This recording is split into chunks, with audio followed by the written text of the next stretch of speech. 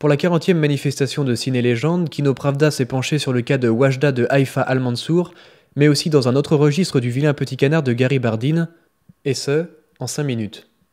D'un côté, nous avons donc Wajda, le premier film de Haïfa Al-Mansour, mais aussi le premier film de cinéma réalisé en Arabie Saoudite, et le premier film saoudien réalisé par une femme.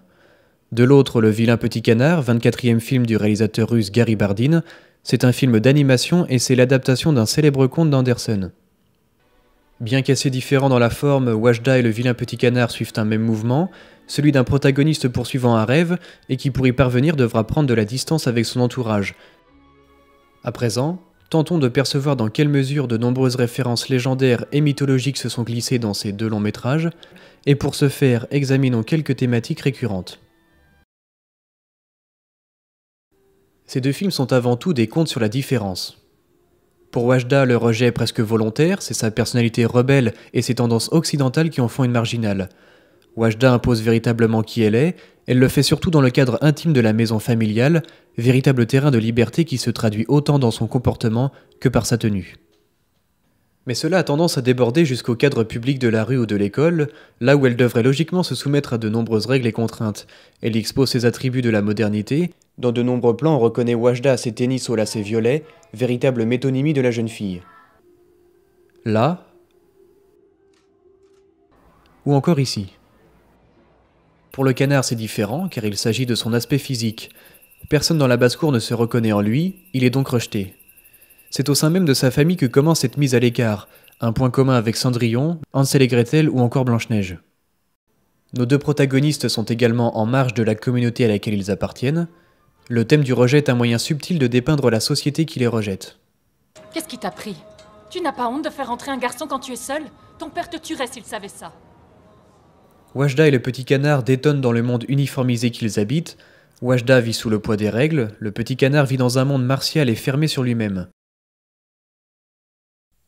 Par moments, d'autres personnages aideront Wajda dans son périple, mais c'est surtout Abdallah qui se montrera présent, tel le grillon parleur des aventures de Pinocchio ou le lapin blanc d'Alice. De son côté, le vilain petit canard a bien moins de chance, car si lui aussi rencontre une série de personnages, aucun ne s'attache vraiment à lui. Ces rencontres sont des épreuves qui se terminent toujours comme elles ont commencé, le retour à une grande solitude. Sous des airs d'Oliver Twist ou d'Huckleberry Finn, il se retrouve régulièrement dans le froid de la nuit, à se demander où dormir. Tout comme Alice au Pays des Merveilles, irresponsable et puérile, Wajda ne sait réagir à la violence de la réalité. Encore comme Alice, elle ne se défait pas et reste pleine d'aplomb lorsqu'elle fait face à un inconnu.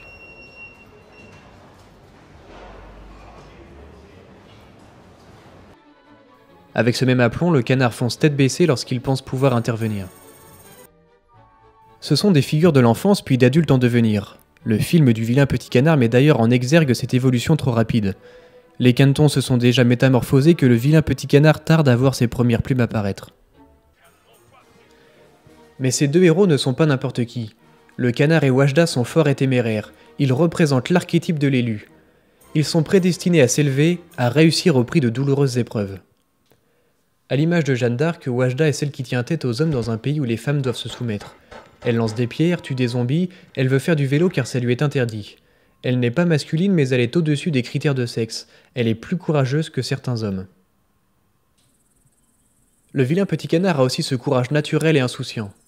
Dès les premières images, on se rend compte que la mort règne sur la basse-cour. Son père y est tel Chronos dévorant sa progéniture. Pourtant, le canard sera plus prompt à combattre le renard que ce grand coq. Comme Pinocchio, Wajda veut faire ses preuves et se réaliser. Tous deux se servent du mensonge pour arriver à leur fin, mais c'est finalement à eux-mêmes qu'ils mentiront. Las d'être exclus, chacun d'eux tentera d'être accepté en se pliant aux codes qui régissent leur société. Le petit canard mentira aussi pour être accepté. Il chantera le chant patriotique de la basse-cour à contre-cœur. Plus tard, il tentera même de porter les plumes du coq afin de convenir aux exigences. Dans Wajda, la morale classique est soumise à la religion et se fait donc parabole. C'est sa rencontre fortuite avec le Coran qui la remettra sur le droit chemin. Cette morale manichéenne est nourrie par de nombreuses évocations du mal, voire du diable. Redressez-vous, ne laissez pas d'ouverture, d'accord? Le diable pourrait s'immiscer.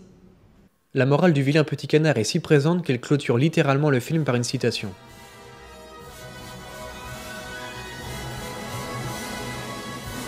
Nous quittons là notre héros.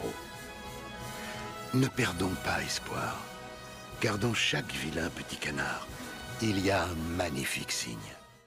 Comme dans les contes Tout est bien qui finit bien, nos deux protagonistes finissent par grandir. Pour notre canard qui n'en en fait pas un, il s'agit même d'une renaissance. Le vélo et la métamorphose de Wajda, c'est tout au moins la clé pour y parvenir. C'est sa fée bleue. Toutes ces épreuves l'auront fait grandir. Ce parcours initiatique lui aura fait prendre conscience du monde qui l'entoure.